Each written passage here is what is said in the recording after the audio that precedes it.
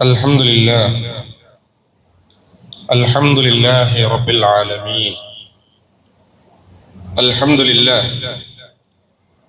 الذي أنزل على عبده الكتاب ولم يجعل له عوجا. نحمده ونستعينه ونؤمن به ونتوكل عليه ونعوذ بالله من شرور أنفسنا ومن سيئات أعمالنا. من يهده الله فلا مضل له ومن يضلله فلا هادي له. ونشهد أن لا إله إلا الله ونشهد أن محمدا عبده ورسوله أرسله بالهدى ودين الحق ليظهره على الدين كله ولو كره المشركون. اللهم صل على محمد وعلى آل محمد كما صليت على إبراهيم وعلى آل إبراهيم. اللهم بارك على محمد وعلى آل محمد كما باركت على إبراهيم وعلى آل إبراهيم في العالمين إنك حميد مجيد. أيها الإخوان، أوصيكم ونفسي أولا بتقوى الله. يا أيها الذين آمنوا اتقوا الله حق تقاته ولا تموتن إلا وأنتم مسلمون. أعوذ بالله من الشيطان الرجيم. بسم الله الرحمن الرحيم. يا أيها الذين آمنوا قوا أنفسكم وأهليكم نارا وقودها الناس والحجارة عليها ملائكة غلاظ شداد لا يعصون الله ما أمرهم ويفعلون ما يؤمرون. صدق الله العلي العظيم. إن أريد الإصلاح ما استطعت وما توفيقي إلا بالله عليه توكلت وإليه أنيب. رب اشرح لي صدري ويسر لي أمري واحلل عقدة من لساني يفقهوا قولي. പ്രിയമുള്ള സത്യവിശ്വാസികളായ സഹോദരന്മാരെ, സഹോദരികളെ, കരുണാവാരിധിയായ റബ്ബ് സുബ്ഹാനഹു തആലയുടെ നിർദ്ദേശങ്ങളും നിയമങ്ങളും ആജ്ഞകളും കൽപ്പനകളും ജീവിതത്തിന്റെ സകലമാന മേഖലകളിൽ രഹസ്യ പരസ്യ അനക്കങ്ങളിൽ, അടക്കങ്ങളിൽ, ഇടപാടുകളിൽ, ബന്ധങ്ങളിൽ, ജീവിതത്തിന്റെ സൂക്ഷ്മ തലം തൊട്ട് എല്ലാ വശങ്ങളിലും റബ്ബിന്റെ കൽപ്പനകൾ, നിർദ്ദേശങ്ങൾ പാലിച്ച് മുത്തഖികളായി, മുഅ്മിനുകളായി ജീവിക്കണമെന്ന് എന്നെയും നിങ്ങളെയും വളരെ ഗൗരവത്തിൽ ഉണർത്തുകയാണ്, വസിയത്ത് ചെയ്യുകയാണ്. നരകത്തിൽ നിന്ന് അകറ്റി നിർത്തപ്പെടുകയും സ്വർഗത്തിലേക്ക് പ്രവേശിക്കപ്പെടുകയും ചെയ്യുന്നുവോ അവരാണ് വിജയം നേടുന്നത്.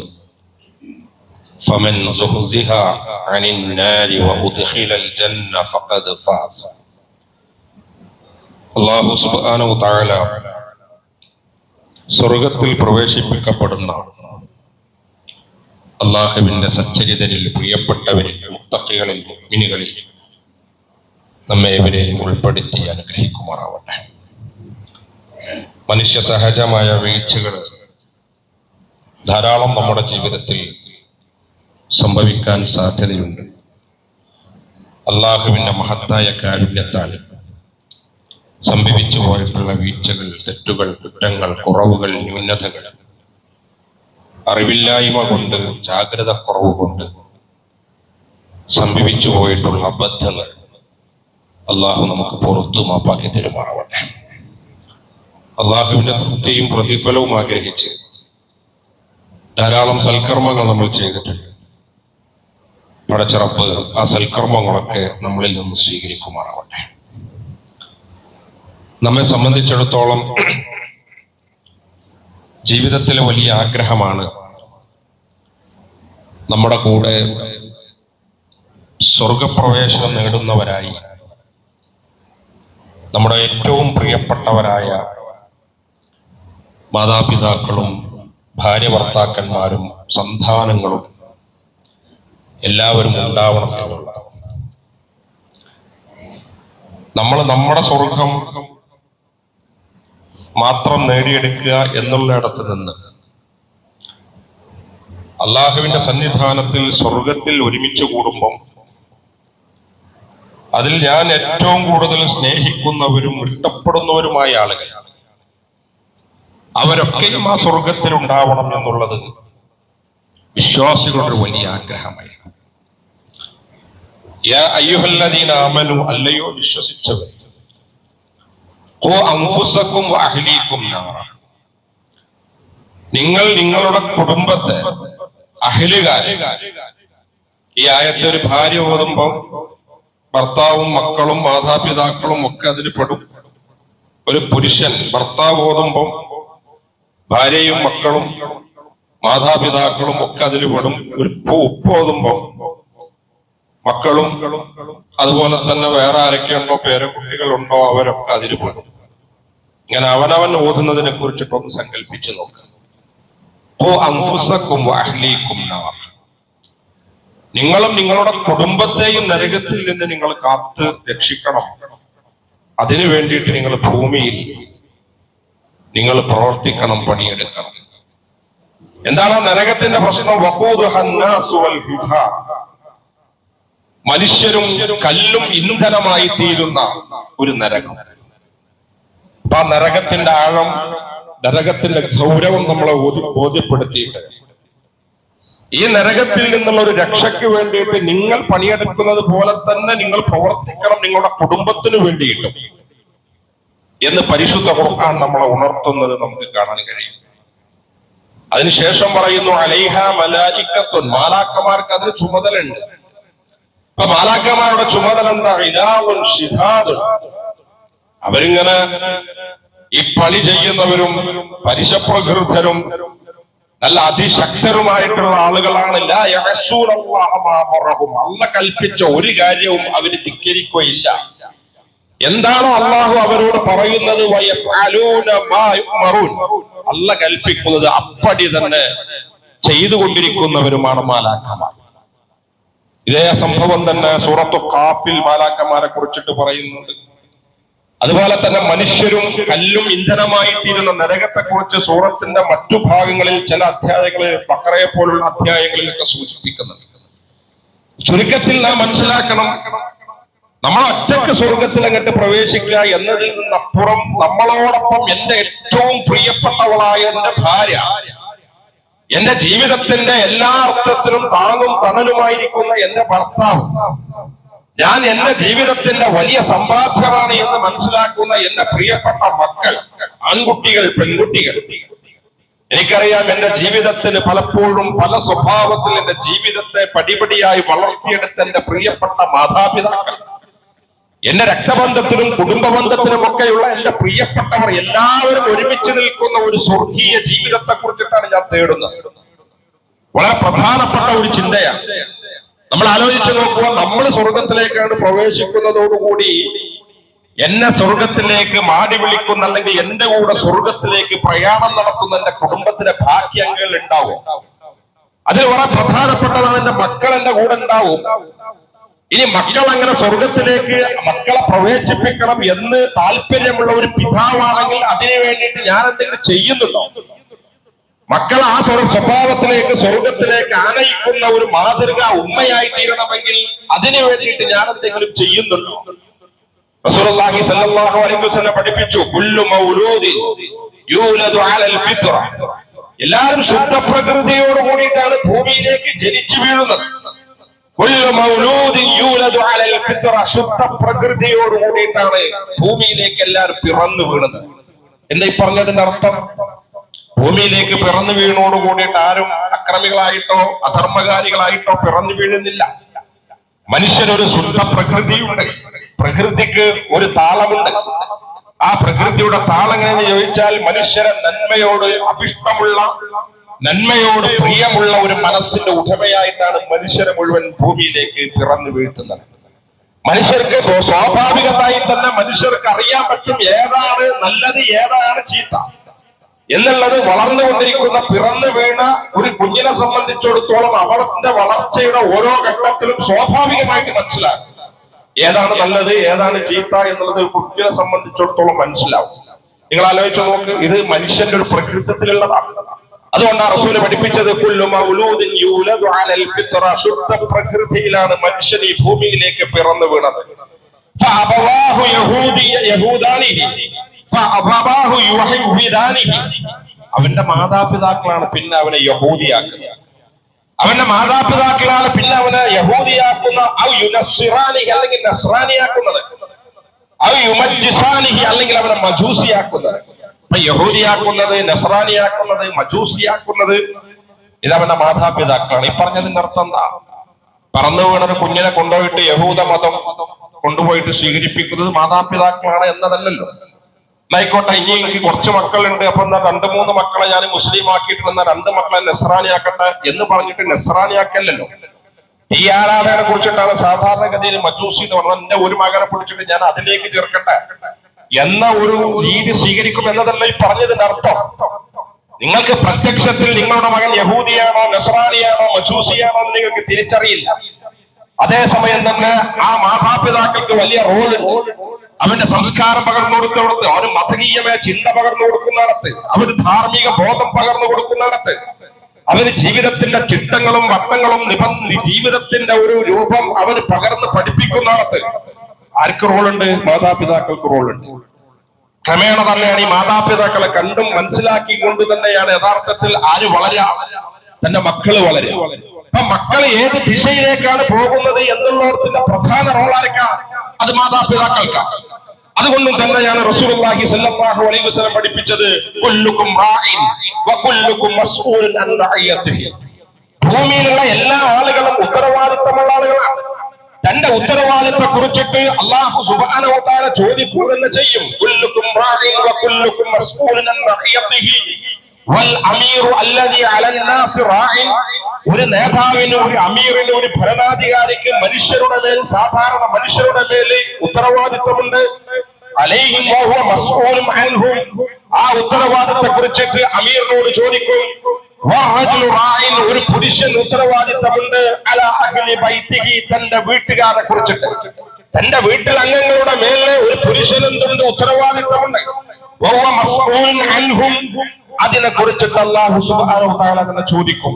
അപ്പം ഒരു പുരുഷന്, ഒരു പിതാവിന്, ഒരു മകന്, തന്റെ വീട്ടിലുള്ള ഒരാൾക്ക്, ഒരു ചെറുപ്പക്കാരന്, ഒരു യുവാവിന് തന്റെ വീട്ടിന്റെ കാര്യങ്ങളെ കുറിച്ചിട്ട് എന്തുണ്ട്? ഉത്തരവാദിത്തമുണ്ട്, ചുമതലയുണ്ട്. അതിനെ കുറിച്ചിട്ട് അല്ലാഹു സുബ്ഹാനഹു വ തആല ചോദിക്കും. വൽ മർഅതു റാഇയത്തുൻ അലാ ബൈതി ബഅലിഹാ, ഒരു സ്ത്രീയുണ്ട്. ആ സ്ത്രീ ആരാവട്ടെ, ഉമ്മയാവട്ടെ, ഭാര്യയാവട്ടെ, ആ സ്ത്രീക്കുണ്ട്, ചുമതലയുണ്ട്. അലാ ബഅലിഹാ അലാ ബൈതി ബഅലിഹാ, തന്റെ വീട്ടിലെ ആളുകളെ കുറിച്ചിട്ട്. വലദിഹി, തന്റെ മകനെ കുറിച്ചിട്ട്. വഹിയ മസ്ഊലത്തുൻ അൻഹും, ഈ സ്ത്രീ അതിനെ കുറിച്ചിട്ടൊക്കെ ചോദിക്കും. ഈ സ്ത്രീ അതിനെ കുറിച്ചിട്ടൊക്കെ ചോദിക്കും. ഇപ്പൊ ചുരുക്കത്തിൽ നമ്മൾ മനസ്സിലാക്കണം, നമ്മളെ സംബന്ധിച്ചിടത്തോളം നമ്മുടെ വീടും നമ്മുടെ അന്തരീക്ഷവും, വീടിന്റെ അകത്തളങ്ങളും നമ്മുടെ ചുറ്റുപാടും, നമ്മൾ വഹിച്ചുകൊണ്ടിരിക്കുന്ന നമ്മുടെ ഉത്തരവാദിത്വവും, ചില ആളുകൾ പിതാവിന്റെ റോളാകും, ഭർത്താവിന്റെ റോളാകും, മകന്റെ റോളാകും, വീട്ടിൽ മകളുടെ റോളാകും, ഭാര്യയുടെ റോളാകും, ഉമ്മയുടെ റോളാകും. ഈ ഉത്തരവാദിത്തത്തെ കുറിച്ചിട്ടൊക്കെ നമുക്ക് ധാരണയുണ്ടാവുക എന്ന് മാത്രമല്ല, ഉത്തരവാദിത്തത്തെ കുറിച്ചിട്ട് അല്ലാഹു സുബ്ഹാനഹു വ തആല നമ്മോട് ചോദിക്കും എന്ന് മാത്രമല്ല, നിങ്ങൾ കൂട്ടുകുടുംബമായിട്ട് ജീവിക്കുമ്പോൾ നിങ്ങളുടെ സ്വർഗപ്രവേശനം മാത്രം നിങ്ങൾ ലക്ഷ്യം വെച്ചാൽ പോരാ, നിങ്ങളുടെ കുടുംബത്തിലെ മുഴുവൻ ആളുകളുടെയും സ്വർഗപ്രവേശനം കൂടി നിങ്ങൾ ലക്ഷ്യം വെക്കണം. മനുഷ്യരും കല്ലും ഇന്ധനമായി തീരുന്ന നരകാഗ്നിയിൽ നിന്ന് നിങ്ങളുടെ കുടുംബത്തെ നിങ്ങൾ കാത്തുകൊള്ളണം എന്ന പരിശുദ്ധ ഖുർആനിന്റെ ഒരു ഉണർത്തൽ പ്രിയപ്പെട്ടവരെ നമ്മുടെ ജീവിതത്തിൽ നമ്മൾ ഒരു വെളിച്ചമായിട്ട് സ്വീകരിക്കണം. എന്നിട്ട് നമ്മളിങ്ങനെ ആലോചിച്ച് നോക്കി, ഇപ്പൊ ഞാൻ എന്റെ മോളെ കൊണ്ടുപോണത്, എന്റെ ഭാര്യയെ കൊണ്ടുപോണത്, ഭർത്താവിനെ കൊണ്ടുപോണത് സ്വർഗത്തിന്റെ ഒരു വഴിക്കാണ്. കഴിഞ്ഞ ഖുതുബയിൽ ചില കാര്യങ്ങൾ, പ്രത്യേകിച്ച് ഏപ്രിൽ മെയ് മാസങ്ങളിൽ നമ്മുടെ മക്കളെ ധാരാളമായിട്ട് നമ്മുടെ കൂടെ തന്നെ ചേർത്ത് കൂട്ടുന്നത് കൊണ്ട്, മക്കളുമായി ബന്ധപ്പെട്ടുകൊണ്ട് നമ്മളൊരു പിതാവിന്റെ റോൾ എങ്ങനെയായിരിക്കണം, ഒരു വീടിന്റെ അന്തരീക്ഷം എങ്ങനെയായിരിക്കണം എന്നതിനെ സംബന്ധിച്ച് ചില കാര്യങ്ങൾ ഞാൻ ഉണർത്തിയിരുന്നു. നമുക്കറിയാം, അതിൽ വളരെ പ്രധാനപ്പെട്ടതായിരുന്നു മക്കളോടൊപ്പം സമയം കൊടുക്കുക എന്ന് പറയുന്നത്. മക്കൾക്ക് നമ്മുടെ സാന്നിധ്യം ഉണ്ടാവുക, അനുഭവിക്കാൻ കഴിയുക. മക്കളെ സംബന്ധിച്ചിടത്തോളം മക്കൾക്ക് നമ്മുടെ സാന്നിധ്യം അനുഭവിക്കാൻ കഴിയുക. എന്റെ പിതാവാര പിതാവ്, ഞാൻ ഉണരുന്നതിന് മുമ്പ് വീട്ടിൽ നിന്ന് പോകുന്ന പിതാവ്. എന്റെ പിതാവാര ഞാൻ ഉറങ്ങിയതിനു ശേഷം വീട്ടിലേക്ക് കയറി വരുന്ന ഒരു പിതാവ്. എന്റെ പിതാവാര ബിസി ഷെഡ്യൂളുള്ള ഒരു മനുഷ്യൻ. എന്റെ പിതാവാര എന്നെ ശ്രദ്ധിക്കാനും പരിചരിക്കുവാനും എന്നെ കേൾക്കുവാനും മനസ്സില്ലാത്തവരാണ്. ലോകത്തുള്ള എല്ലാ മനുഷ്യർക്കും എന്റെ പിതാവ് ചെവി കൊടുക്കുന്നുണ്ട്, കേൾവിക്കാരനാവുന്നുണ്ട്. ഒരു ബിസിനസ് നടത്തിപ്പുകാരനാണ്. തന്റെ കീഴിലുള്ള സ്റ്റാഫിന്റെ എല്ലാ പ്രശ്നങ്ങളിലും സങ്കടങ്ങളിലും ദുഃഖങ്ങളിലും എന്റെ പിതാവിന് ചെവി കേൾക്കാൻ താല്പര്യമുണ്ട്. പക്ഷെ എന്റെ പിതാവിന് എന്നെ കേൾക്കാനോ എനിക്ക് സമയം നൽകാനോ എനിക്ക് സാന്നിധ്യം കിട്ടാനോ എന്ന് പറയുന്നിടത്തേക്ക് നമ്മുടെ മക്കൾ ഇങ്ങനെ നമ്മളെ പിതാവിനെ കുറിച്ചിട്ട് മറ്റാരാണെങ്കിലും പരാതി പറയുന്നുണ്ടെങ്കിൽ നാം ചിന്തിക്കണം, നമ്മുടെ മക്കൾ നമ്മുടെ വീട്ടിൽ കംഫർട്ട് അല്ല എന്ന് നമ്മൾ മനസ്സിലാക്കണം. എന്റെ മകളെ സംബന്ധിച്ചിടത്തോളം മകളുടെ വളർച്ചയിൽ അവരുടെ ഉമ്മ വഹിക്കുന്ന റോളുണ്ട്. ഞാൻ പലതും പഠിച്ചത് ഉമ്മാന്റെ അടുത്ത് നിന്നല്ല, പുറത്തുനിന്നാണ്. പുറത്തുനിന്ന് ഏതെങ്കിലും കൂട്ടുകാരന്റെ കൂടെയാണ്, കൂട്ടുകാരിയുടെ കൂടെയാണ്. അതിനർത്ഥം നമ്മുടെ മകള് കംഫർട്ട് അല്ല എന്നുള്ളതാണ്. ഇത് തിരുത്തണം എന്നുള്ളത്. എങ്ങനെ തിരുത്തുക? ഒന്ന് നമ്മൾ മാതൃകയാകുക എന്നുള്ളതാണ്. നമ്മൾ മാതൃകാവുക എന്നതിന്റെ മുമ്പ് നമ്മളെ കുറിച്ച് പറയാൻ വേണ്ടി ഞാൻ നല്ല ഉമ്മയാണ്, ഞാൻ നല്ല ഭാര്യയാണ്. വീട്ടിലുള്ള റോൾ അങ്ങനെയാണ് ഉണ്ടാവുക. അല്ലെങ്കിൽ ഞാൻ നല്ല ഉപ്പയാണ്, ഞാൻ നല്ലൊരു ഭർത്താവാണ്.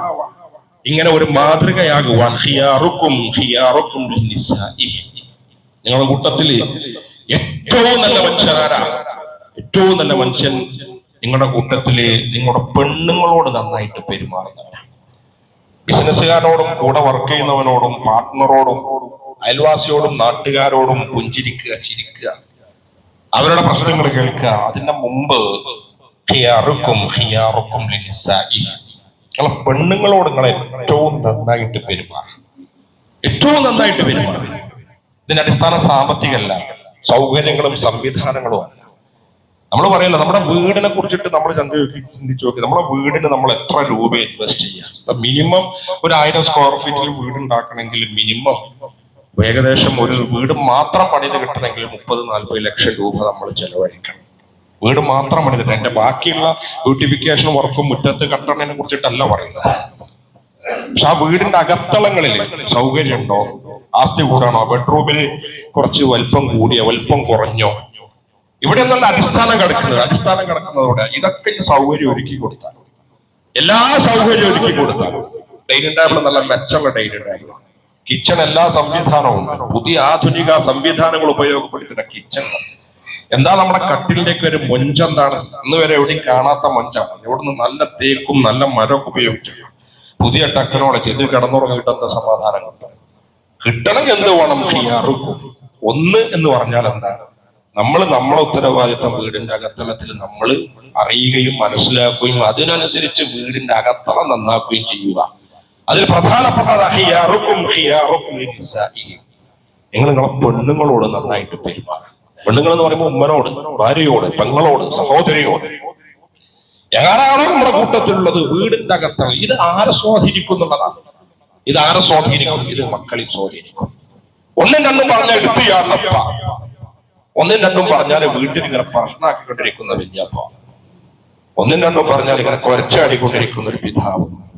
ഈ അന്തരീക്ഷത്തിൽ വളരുന്ന കുട്ടി മദ്രസന്ന് പഠിക്കുകയാണ്. ദേഷ്യപ്പെടരുത്, ആദരവോടുകൂടി പെരുമാറണം, സ്ത്രീകളോട് പെരുമാറണം. ഈ കുട്ടി ഇങ്ങനെ മദ്രസന്ന് പഠിച്ച് മദ്രസയിൽ പരീക്ഷയിൽ പേപ്പറിൽ ഉത്തരവ് എഴുതി മാർക്കും നേടി. നിങ്ങൾ ആലോചിച്ച് നോക്കൂ, പുതിയ കാല വിദ്യാഭ്യാസ സിസ്റ്റത്തിൽ, ഇപ്പൊ UP-യിലെ വിദ്യാഭ്യാസത്തിലും LP-യിലെ വിദ്യാഭ്യാസ സിസ്റ്റത്തിലും പലപ്പോഴും നമ്മൾ പറയുന്നത് പഠനത്തിനേക്കാൾ അപ്പുറം, വായിച്ചു പഠിക്കുന്നതിനേക്കാൾ അപ്പുറം പലപ്പോഴും നമുക്ക് ഒബ്സർവ് ചെയ്തിട്ട് കാര്യങ്ങൾ പഠിക്കുക എന്നുള്ളതാണ് വിദ്യാഭ്യാസ സിസ്റ്റത്തിന്റെ പുതിയ രീതി. ഒബ്സർവ് ചെയ്ത് പറഞ്ഞാൽ നിരീക്ഷിച്ചിട്ട് പഠിക്കുക. ഒരു 3.5 വയസ്സായ കുട്ടികൾക്ക് pre-KG നമ്മൾ കൊടുക്കുമല്ലോ. pre-KG പാഠപുസ്തകമൊന്നുമില്ല. കുട്ടികളെ ചിത്രം വരക്കാൻ പഠിപ്പിക്കും, മറ്റേത് പഠിപ്പിക്കും. ആ ചിത്രം വരക്കുന്നതിന് പുതിയ തന്ത്രങ്ങളൊക്കെ മെനയും. ഇതിന്റെ അർത്ഥം എന്താ വെച്ചാൽ കുട്ടികള് പാഠപുസ്തകങ്ങൾ പകർന്നു കൊടുക്കുന്നതിനേക്കാൾ അപ്പുറം കുട്ടികളെ ഒബ്സർവ് ചെയ്തിട്ട് കുട്ടികളെ പഠിപ്പിക്കുക. അപ്പൊ നമ്മൾ തന്നെ ചിലപ്പോൾ ഉണ്ടാവും, നമ്മളെ അടുത്തിരുന്നിട്ടായിരിക്കും ഒരു ഫോൺ കോൾ വരിക. ഫോൺ കോൾ വന്നിട്ട് നമ്മളിങ്ങനെ ഓർക്കാതെ ചിലപ്പോൾ കളവ് ഇങ്ങനെ പറഞ്ഞുകൊണ്ടിരിക്കും. നമ്മൾ അറിയില്ല നമ്മുടെ മക്കൾ ഇവിടെ ഉണ്ട് എന്നുള്ളത്. നമ്മൾ ശ്രദ്ധിക്കൂല. ഇത് നമ്മുടെ സ്ഥിരം ജീവിതത്തിൽ ഉണ്ടാവുകയാണ്. ഇതിങ്ങനെ ചിന്തിച്ചാലോചിച്ച് നോക്കി. അപ്പൊ എവിടെയാ നമ്മളെ മക്കൾ പഠിച്ചിട്ടുണ്ടാവുമ്പോൾ ഒരിക്കലും സംസാരത്തിൽ കളവ് പറയുന്നത്? മക്കളെ നമ്മൾ ഉപദേശിച്ചിട്ടുണ്ടാവും ഈ കളവ് പറയുന്നത്. പക്ഷെ മക്കൾ എവിടുന്നായി കാണുന്നത്? മക്കൾ കാണുന്നത് സ്വന്തം വാപ്പാനെയും സ്വന്തം ഉമ്മാനെയാണ്. ഇപ്പൊ കളവ് പറയരുത് എന്ന് പറഞ്ഞിട്ട് കളവ് പറയുന്ന അന്തരീക്ഷമുള്ള ഒരു വീട്ടിൽ നിന്ന് വളരുന്ന കുട്ടിയെ ഞാൻ നേരത്തെ പറഞ്ഞ റസൂൽ പഠിപ്പിച്ചില്ലേ, കുല്ലു മൗലൂദിൻ യൂലദു അലൽ ഫിത്ര. ആരാണ് യഥാർത്ഥത്തിൽ ആ കുട്ടിയെ യഹൂദിയാക്കുന്നത്, നസ്രാനിയാക്കുന്നത്? എന്താ യഹൂദിന്റെ പ്രത്യേകത, എന്താ നസ്രാനിന്റെ പ്രത്യേകത? യൂതന്മാരെ കുറിച്ചിട്ട് പരിശോധിച്ച് നോക്കി. കള്ളം പറഞ്ഞിട്ട് തട്ടിപ്പും വെട്ടിപ്പും നടത്തിയിട്ട് പലിശ സിസ്റ്റത്തിലൂടെ പൊള്ളവർത്താനം പറഞ്ഞിട്ട് അവര് ഭൂമിയിലും ലോകത്തും വിചാരിച്ച കൂട്ടരാണ് യഥാർത്ഥ യഹൂദി. അപ്പൊ നമ്മുടെ വീടിന്റെ അന്തരീക്ഷം തന്നെ ഒരു യഹൂദിന്റെ സംസ്കാരമുള്ള വീടിന്റെ അന്തരീക്ഷമാണെങ്കിൽ വളരുന്ന കുട്ടി എങ്ങനെ പിന്നെ ഉണ്ടാവുക? ഏറ്റവും പ്രധാനപ്പെട്ടതാണ് നമ്മൾ മാതൃകയാവുക എന്ന് പറയുന്ന ഒന്നാമത്തെ പോയിന്റ്. ആ മാതൃക എവിടുന്ന് തുടങ്ങണം? വീട്ടിൽ നിന്ന് തുടങ്ങണം എന്നുള്ളത്. ബോധപൂർവ്വം നമ്മൾ മക്കളെ വളർത്തിയെടുക്കും. നമ്മൾ ഒരു ഉപദേശം കൊടുക്കണം. കുട്ടിനെ സാധാരണഗതിയിൽ നമ്മൾ പറയും, ഞാൻ നല്ല ഉപ്പയാണല്ലോ. എന്താ നല്ല ഉപ്പ? നിസ്കരിക്കാത്ത കുട്ടിനെ കാണുമ്പോൾ ഞാൻ നിസ്കരിച്ച് പോയിടാം, നിസ്കരിക്കണമെന്ന് പറഞ്ഞല്ലോ. ഖുർആൻ പാരായണം നടത്താത്ത കുട്ടിനെ കണ്ടിട്ട് പോയിട്ട് ഖുർആൻ പാരായണം നടത്തണം, അയ്യത്തറ മദ്രസ അത് പഠിച്ചിട്ടില്ല, ഇത് പഠിച്ചിട്ടില്ല എന്ന് പറഞ്ഞിട്ട് ആ കുട്ടിനെ ഉപദേശിക്കുന്നുണ്ടല്ലോ. ഞാൻ നല്ല ഉപ്പയല്ലേ, നല്ല ബിരണ്ടല്ലേ? നല്ല ഉപ്പയല്ല. നിങ്ങൾ ഒരു ഉപദേശവും പറയേണ്ടതില്ല. നിങ്ങൾ ആലോചിച്ച് നോക്ക്, പള്ളിയിൽ നിന്ന് ബാങ്ക് ഇങ്ങനെ കൊടുക്കുകയാണ്. ദുഹറിന്റെ സമയത്ത് നമ്മൾ ഇങ്ങനെ ഇരിക്കുകയാണ്. 12:30-ക്കാണ് ബാങ്ക്. 12:30 സമയത്തും ബാപ്പ വീട്ടിലുണ്ട്. ബാപ്പ എന്നിട്ട് പള്ളിന്റെ അപ്പുറത്ത് നിന്ന് ഇക്കാമത്തും ലൗഡ് സ്പീക്കറിൽ കേട്ടു. 12:45 ജമാഅത്താണ്. വീട്ടിൽ ബാപ്പ അതേപോലെ തന്നെ ഇരിക്കുന്നുണ്ട്.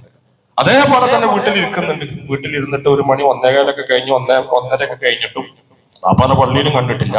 ബാപ്പ ഫ്രീ ആണ്.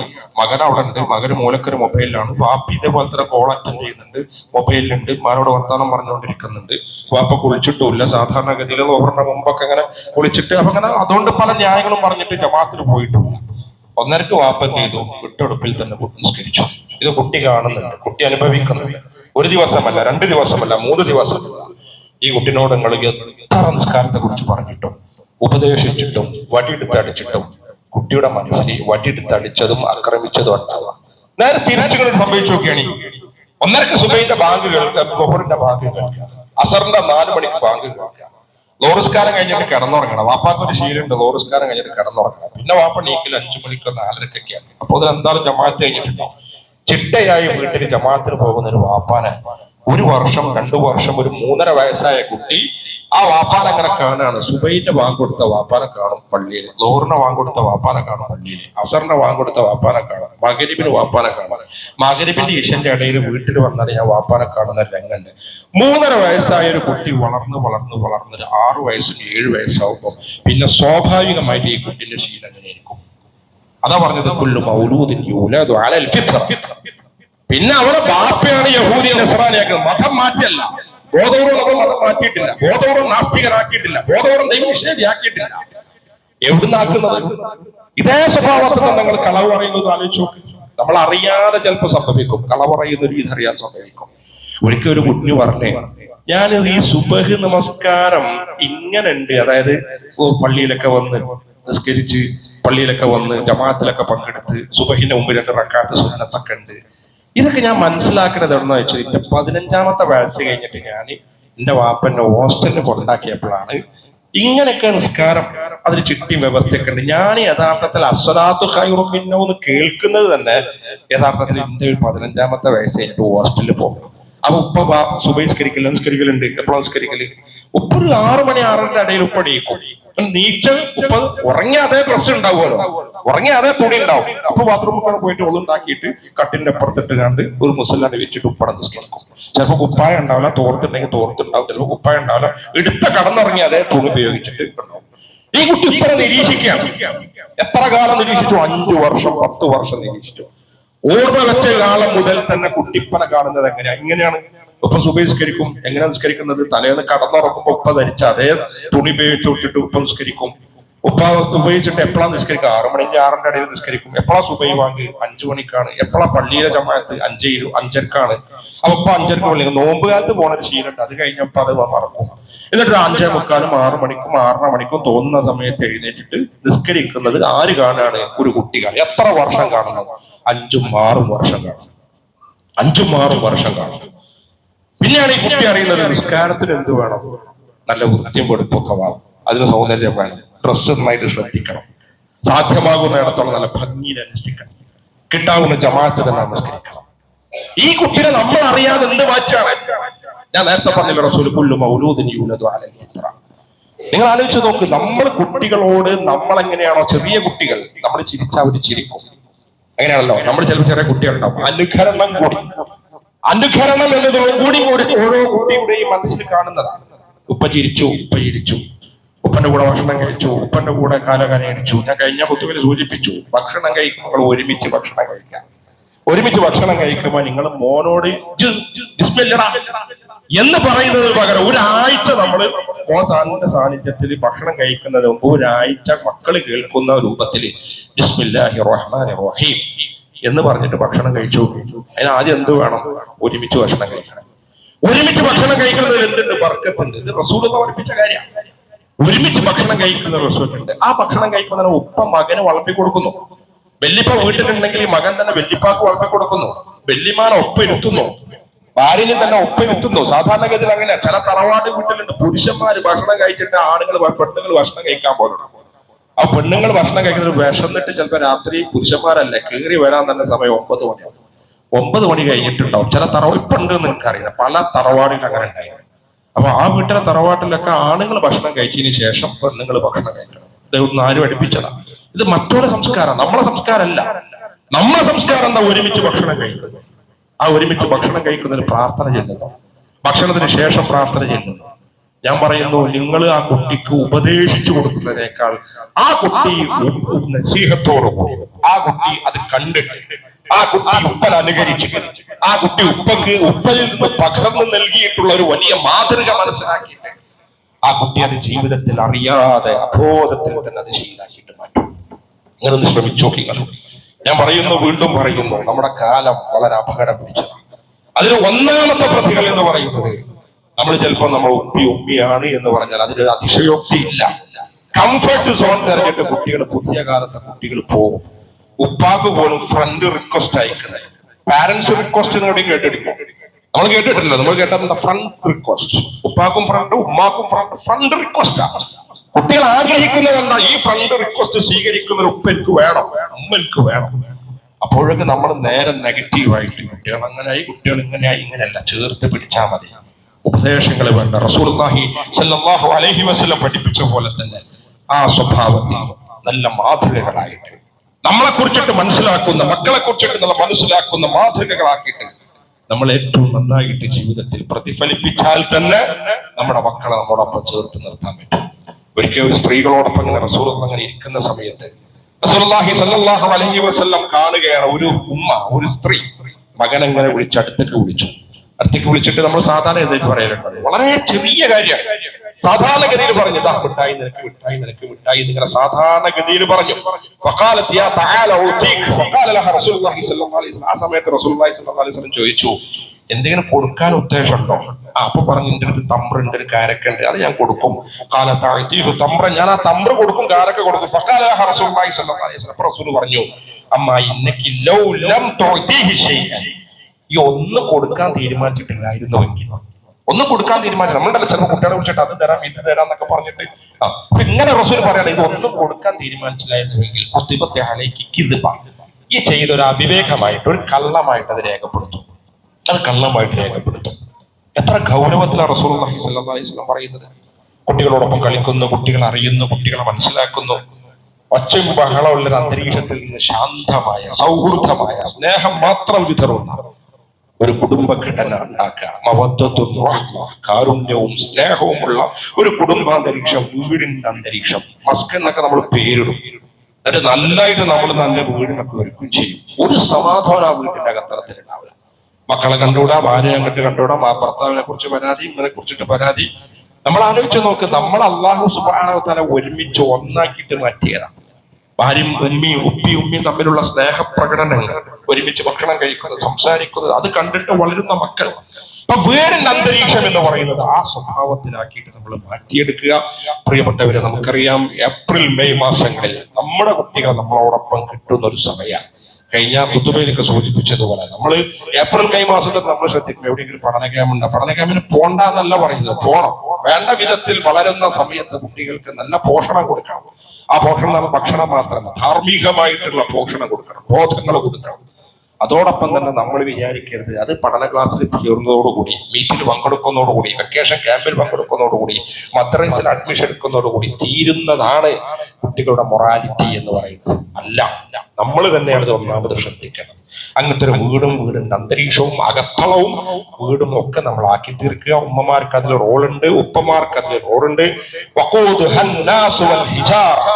മനുഷ്യരും കല്ലും ഇന്ധനമായി തീരുന്ന നരകത്തിൽ നിന്ന് കുടുംബത്തെ മുഴുവൻ പൂർണ്ണമായിട്ടും നിങ്ങൾ രക്ഷപ്പെടുത്തി അള്ളാഹുവിന്റെ സ്വർഗത്തിലേക്ക് ഉപ്പയും ഉമ്മയും മക്കളും പേരക്കുട്ടികളും എല്ലാവരും ഒരുമിച്ച് ജന്നാത്തു അദ്നിൻ യദ്ഖുലൂനഹ വമൻ സ്വലഹ മിൻ ആബാഇഹിം വഅസ്വാജിഹിം വസുദ്ദിയാതിഹിം, എല്ലാവരും ഒരുമിച്ച് ഇങ്ങനെ സ്വർഗത്തിലേക്ക് ഇങ്ങനെ അന്വയിക്കപ്പെടുന്ന ഒരു ഘട്ടമുണ്ടല്ലോ. അതിങ്ങനെ സങ്കല്പിച്ചു നോക്കി. എല്ലാവരും സ്വർഗത്തേക്ക് ഇങ്ങനെ, അള്ളാന്റെ സ്വർഗത്തേക്ക് ഇങ്ങനെ അണിയണിയായിട്ട് ഇങ്ങനെ പോകുക.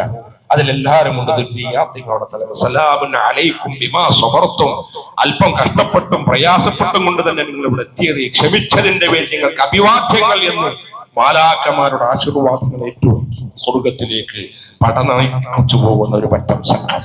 അതാവണം നമ്മുടെ എപ്പോഴുള്ള ആഗ്രഹം എന്ന് പറയുന്നത്. പ്രിയപ്പെട്ടവരെ, ചിലതൊക്കെ നമ്മൾ തിരുത്തേണ്ടി വരും. നമ്മുടെ തന്നെ മനോഗതിയിൽ മാറ്റം ഉണ്ടാക്കേണ്ടി വരും, കാഴ്ചപ്പാടിൽ മാറ്റം ഉണ്ടാക്കേണ്ടി വരും. നമ്മളെ തന്നെ ഒന്നുകൂടി നമ്മൾ ആത്മപരിശോധനയ്ക്ക്, പ്രത്യേകിച്ച് കുടുംബ ഗൃഹനാഥൻ എന്ന നിലയ്ക്ക്, ഒരു ഉപ്പ എന്ന നിലയ്ക്ക്, ഉമ്മ എന്ന നിലയ്ക്ക്, ഒരു വെല്ലുപ്പ എന്ന നിലയ്ക്ക്, ഭാര്യ എന്ന നിലയ്ക്ക്, ഭർത്താവ് എന്ന നിലയ്ക്ക് ചിലതൊക്കെ മാറ്റി പണിയാനും കൂടി നമ്മൾ സന്നദ്ധമാവണം. നമ്മളെ സംബന്ധിച്ചിടത്തോളം ആത്യന്തികമായിട്ട് നല്ല കുടുംബം, നല്ല അന്തരീക്ഷം, നല്ല മാതൃകാ വ്യക്തിത്വങ്ങൾ, ഇതാണ് നമ്മുടെ ജീവിതത്തിന്റെ ആത്യന്തികമായ ലക്ഷ്യം എന്ന് പറയുന്നത്. അള്ളാഹു സുബ്ഹാനഹു വ തആല നമ്മൾ എല്ലാവരെയും അനുഗ്രഹിക്കുമാറാവട്ടെ. അള്ളാഹു നമ്മുടെ ജീവിതത്തിൽ സംഭവിച്ചു പോയിട്ടുള്ള വീഴ്ചകൾ, തെറ്റുകൾ, കുറവുകൾ, ന്യൂനതകൾ അള്ളാഹു ഞങ്ങൾക്ക് പുറത്ത് മാപ്പാക്കി തരാനാണ് തമ്പുരാനെ. അള്ളാഹു ഞങ്ങളുടെ മക്കളെ ഏറ്റവും നന്നായിട്ട് വളർത്തിയെടുക്കാൻ, ദീനിന്റെ പാതയിൽ അവരെ വളർത്തിയെടുക്കാൻ അള്ളാഹുവെ ഞങ്ങൾക്ക് നീ തൗഫീഖ് പ്രദാനം ചെയ്യണേ തമ്പുരാനെ. അള്ളാഹുവെ ഞങ്ങളുടെ കുടുംബ ജീവിതത്തിൽ ഞങ്ങൾക്ക് സന്തോഷവും ആഹ്ലാദവും സമാധാനവും കൺകുളിർമയും പ്രദാനം ചെയ്യണേ തമ്പുരാനെ. അഖൂലു ഖൗലി ഹദാ അസ്തഗ്ഫിറുല്ലാഹ ലി വലക്കും വലിസാഇരി അജ്മഈൻ.